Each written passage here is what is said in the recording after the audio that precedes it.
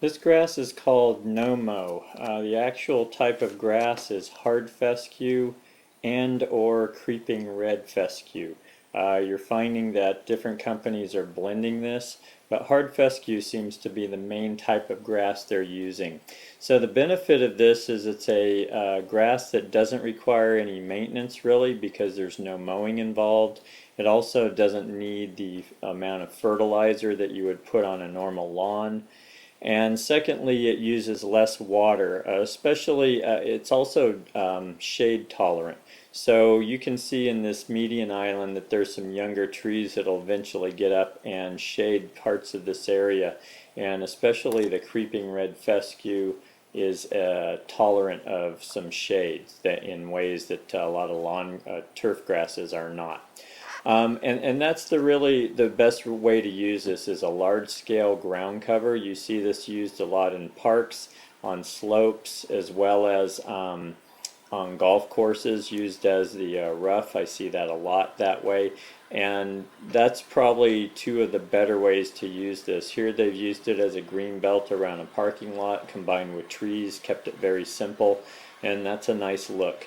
I had this grass myself for 3 years, and what I would say to you is the amount of water is certainly lower than turf grass, but it's not as low as some other ground covers such as a manzanita or a cotoneaster. So you're going to cut your water use over turf certainly, but if you've got huge expanses of this, this is not your lowest water solution.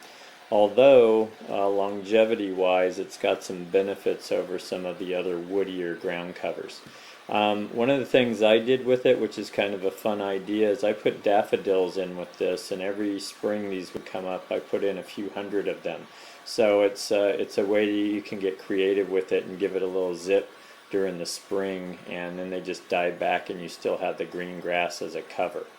So that's what I can tell you about fescue. They typically use kind of 5 to 7 pounds of seed to establish this. You can also get it in a sod nowadays. So I think that's a little prohibitive, but depending on your situation, that might make sense in terms of the ability to establish it and to crowd out weeds. But it's such a dense grass, it really does a good job in that anyway. I really had no weed issues when I had this for a few years.